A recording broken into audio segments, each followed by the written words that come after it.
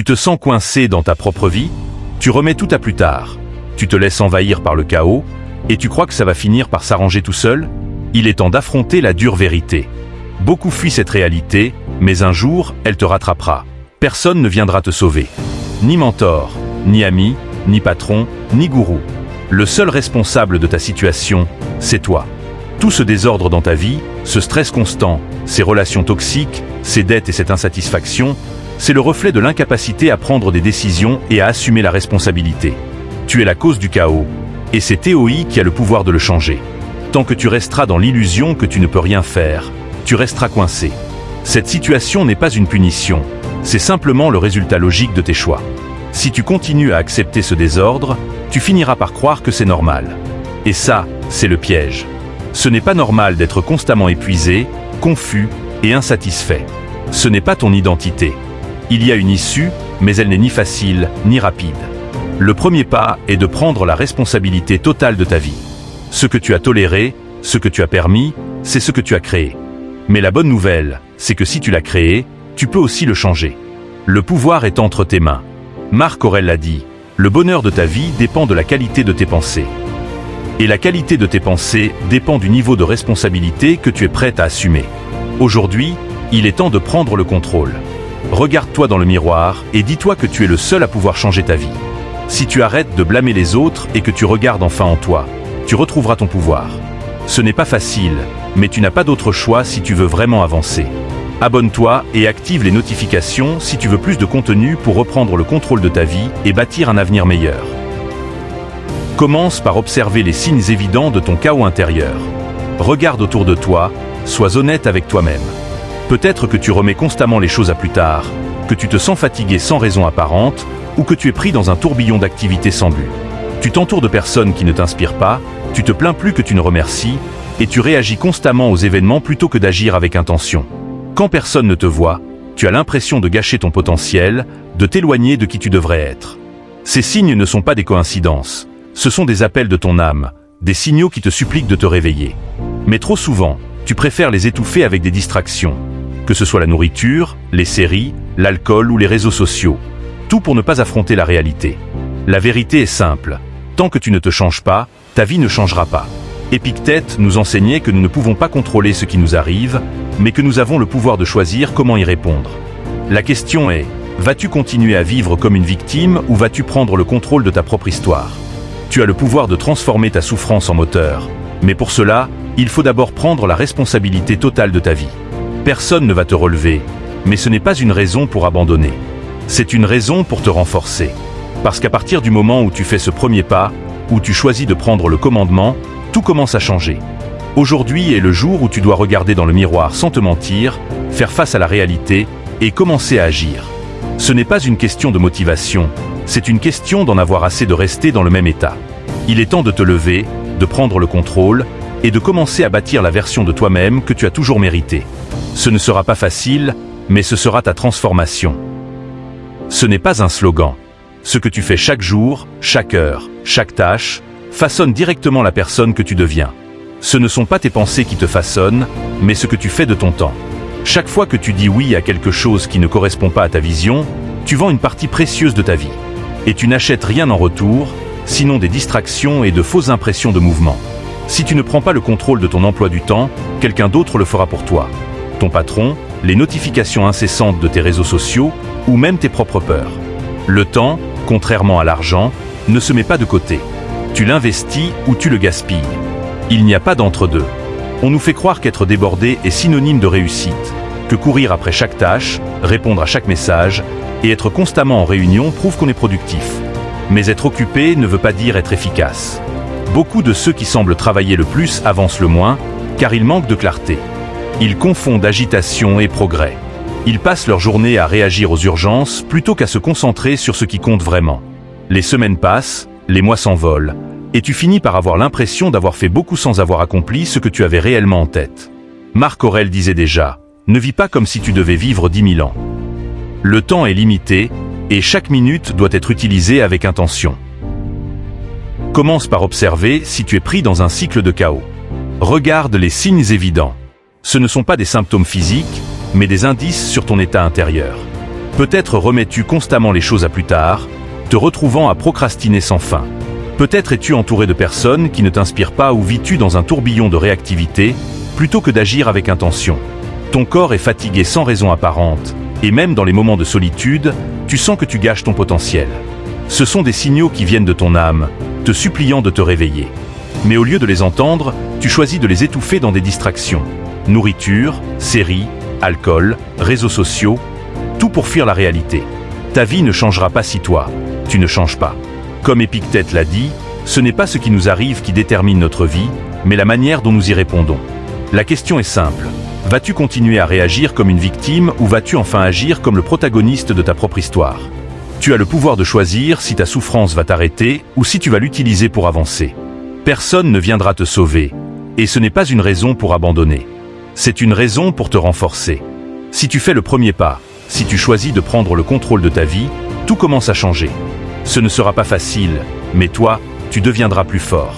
Le monde reste inchangé, mais toi, tu n'es plus le même. Aujourd'hui est le jour où tu te regardes dans le miroir sans te mentir, où tu fais face à la réalité et où tu agis. Ce n'est pas une question de motivation, mais d'avoir suffisamment de courage pour changer. Réveille-toi, prends le contrôle et commence à bâtir la version de toi-même que tu mérites. Ce ne sera pas facile, mais ce sera ta nouvelle réalité. Ton agenda, c'est ton âme qui est en jeu.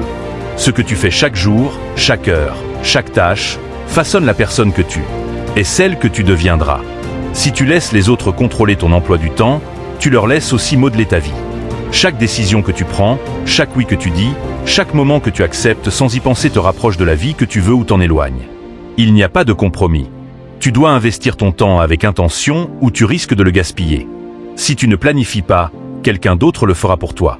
N'oublie pas que ton agenda, ce n'est pas juste une liste de tâches, mais une représentation de ta vie et de tes priorités. Apprends à dire non quand c'est nécessaire. Chaque non prononcé est un oui à la paix, à la clarté, à la concentration.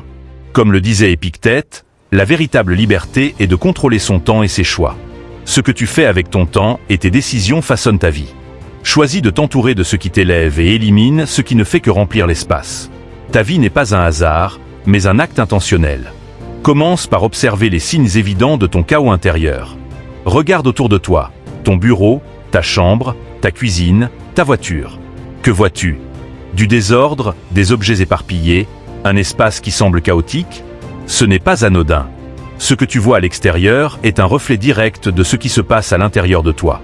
Chaque objet hors de place, chaque coin négligé, chaque décision en suspens crée un poids mental et émotionnel.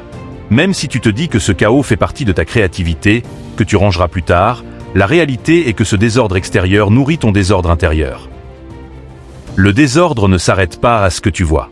Il s'infiltre dans ton esprit, perturbant ta clarté, ton focus, et te plongeant dans un état de fatigue et d'anxiété que tu ne sais pas expliquer. C'est le désordre extérieur qui sabote ton équilibre intérieur. Et si tu ne prends pas le temps de l'affronter, tu resteras pris dans ce cycle de confusion et de stagnation. Marc Aurèle disait « La vie d'un homme est ce que ses pensées en font ». Mais comment peux-tu avoir des pensées limpides si ton environnement est une source constante de chaos? Il est temps de prendre le contrôle. Le premier pas est simple. Commence par un petit espace. Choisis ton bureau, un tiroir ou même ton sac. Demande-toi si chaque objet te sert réellement ou s'il occupe simplement de l'espace inutilement. Débarrasse-toi de ce qui ne t'apporte rien et observe à quel point ton esprit se libère. Cette petite action va t'apporter une clarté immédiate et une sensation de soulagement. Et ce n'est que le début.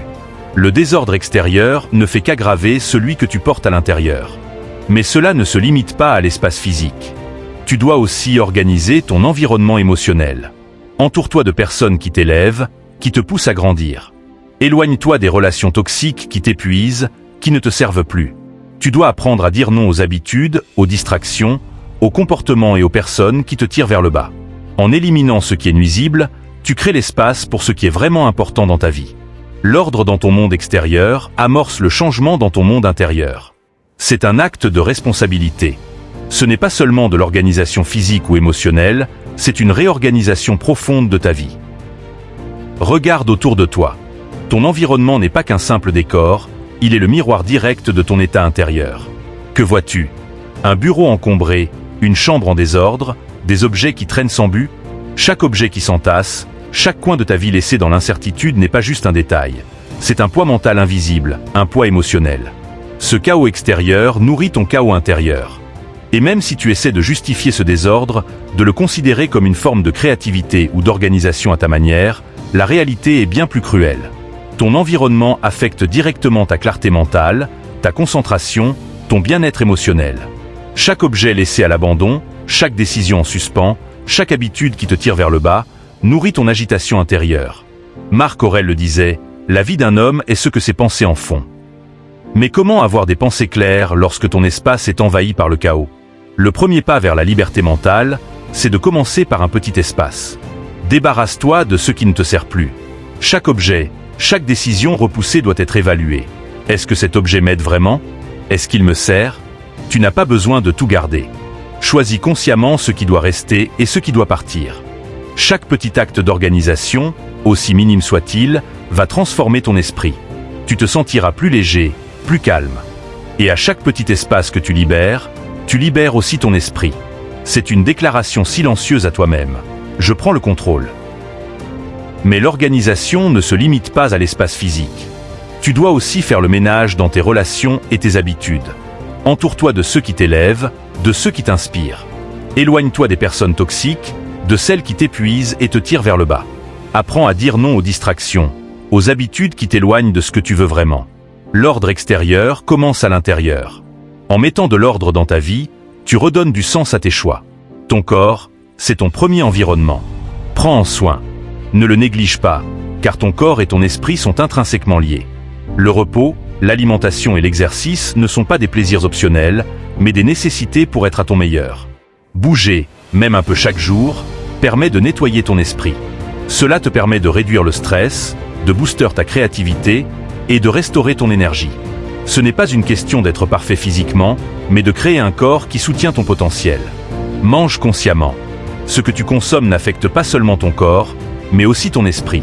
Choisis des aliments qui nourrissent ton énergie, ta concentration et ton humeur. Manger de manière équilibrée est un acte de respect envers ton potentiel. Ne mange pas pour combler un vide émotionnel, mais pour nourrir ton corps et ton esprit. L'ordre commence par ton corps, ta première maison. Quand ton corps va bien, ton esprit trouve l'espace nécessaire pour être plus créatif, plus concentré et plus productif. Ne laisse pas l'épuisement physique ou mental te limiter. Prends soin de toi. Cela change la façon dont tu abordes chaque jour, chaque tâche, chaque relation. Si tu es prêt à prendre cette décision aujourd'hui, va en commentaire et écris « Je commence à ordonner mon énergie de l'intérieur ». C'est un petit geste, mais il peut avoir un impact immense sur la façon dont tu vas vivre ta vie.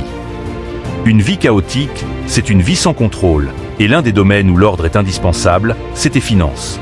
Le chaos financier n'est pas seulement une question d'argent, c'est une source d'anxiété constante, de peur de l'imprévu et de stress permanent. Si tu laisses tes finances t'échapper, elles prendront le contrôle de toi. Vivre dans l'incertitude financière, ce n'est pas de la liberté, c'est de l'esclavage. Commence par instaurer un système simple. C'est exactement ce qui entre, ce qui sort et comment tu dépenses chaque centime. La discipline financière est la clé de ta liberté. Chaque euro dépensé doit avoir une intention. Apprends à dépenser avec conscience, à investir dans ce qui nourrit ton futur plutôt que de remplir des vides émotionnels. La technologie peut être un outil puissant pour structurer ta vie, organiser tes tâches et optimiser ton temps. Mais elle peut aussi devenir ta prison. Notifications incessantes, distractions constantes, flux d'informations inutiles. Le choix t'appartient. Utilise-la consciemment pour créer et avancer, pas pour t'évader dans un océan de distractions. Fais un choix aujourd'hui. Transforme ton téléphone et ton ordinateur en des outils qui t'aident à atteindre tes objectifs, pas à t'éparpiller. Tu n'as pas besoin de supprimer toute la technologie de ta vie, mais tu dois apprendre à la maîtriser. Réduis la surcharge d'informations, planifie des moments sans écran et désactive les notifications inutiles pour retrouver ta concentration et ta paix intérieure. Organiser ton environnement extérieur est un acte d'amour-propre. Ton esprit a besoin d'un espace ordonné pour créer et se concentrer. Ce n'est pas un luxe, mais une nécessité. Chaque acte d'organisation, même le plus petit, est une victoire pour ta productivité. Ce que tu choisis de faire chaque jour façonne ton avenir. Si tu désires un changement radical, commence par organiser ta journée, ta maison et ta vie financière. La structure et la clarté ne sont pas là pour te contraindre, mais pour t'offrir la liberté de créer la vie que tu désires. Tout commence maintenant. Ton corps n'est pas un simple véhicule. C'est la base de tout ce que tu veux accomplir.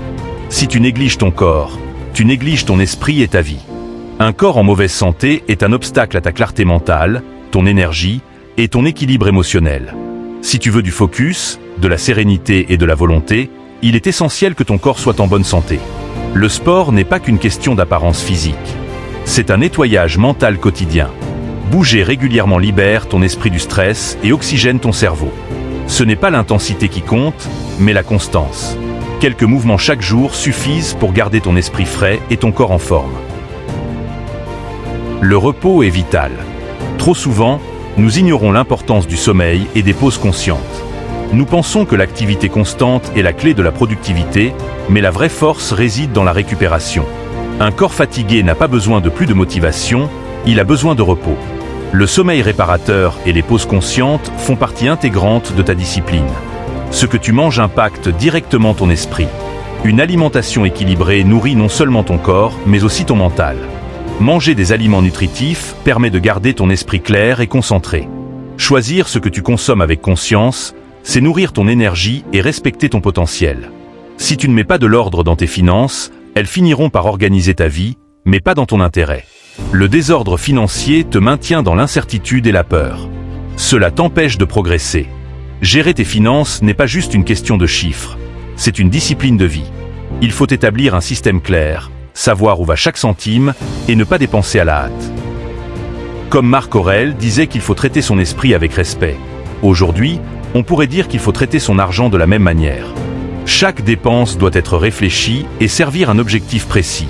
Apprendre à maîtriser tes finances, c'est maîtriser ton énergie. Si tu ne sais pas où va ton argent, tu perds le contrôle de ta vie. La première étape n'est pas de gagner plus d'argent, mais de gérer mieux celui que tu as. Cela passe par une planification rigoureuse, des décisions conscientes et une répartition réfléchie de tes ressources. Cette approche t'apporte sérénité et contrôle. Dans un monde où la technologie est omniprésente, il est facile de se laisser submerger. Mais la technologie ne doit pas être une prison. Utilise-la comme un outil, pas comme un maître. La clé réside dans l'usage que tu en fais. Sois conscient de ton rapport à la technologie. Elle doit t'aider à structurer ta vie, pas te disperser. Fixe des limites claires. Prendre le contrôle de tes outils numériques et les utiliser de manière consciente te permettra de gagner en productivité et en paix intérieure. Sois maître de la technologie, pas son esclave. Désabonne-toi des contenus qui ne t'enrichissent pas, crée des moments de calme et utilise la technologie pour te recentrer. L'ordre, ce n'est pas une contrainte, c'est un acte d'amour. Ce n'est pas simplement une organisation extérieure, mais un engagement envers toi-même.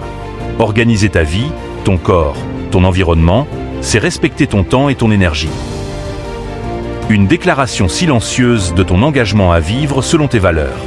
Le vrai ordre ne réside pas dans la rigidité, mais dans la conscience de ce qui compte vraiment. Chaque petite action pour t'organiser devient un acte d'amour. Chaque geste quotidien devient un rituel sacré, un souvenir que ta vie mérite d'être vécue avec intention. Commence dès maintenant. Prends un moment pour te recentrer, pour établir des petites actions chaque jour. Le matin, avant de te précipiter, recentre-toi. Le soir, fais le bilan, remercie et prépare ta journée suivante. Crée un espace pour tes pensées et ton énergie. L'ordre, ce n'est pas qu'une habitude, c'est une voie vers la paix intérieure. Si tu choisis de faire de l'ordre un acte sacré aujourd'hui, va en commentaire et écris « Je sacralise mon chemin ». En le faisant, tu transformes chaque instant en un moment précieux. Ne laisse pas le chaos décider pour toi. Prends cette décision maintenant. Organise ton monde intérieur et extérieur et libère-toi. Tu n'as pas à tout contrôler, mais tu peux choisir ce qui compte. Fais de ta vie une œuvre d'art, car l'ordre, quand il vient du cœur, devient libérateur.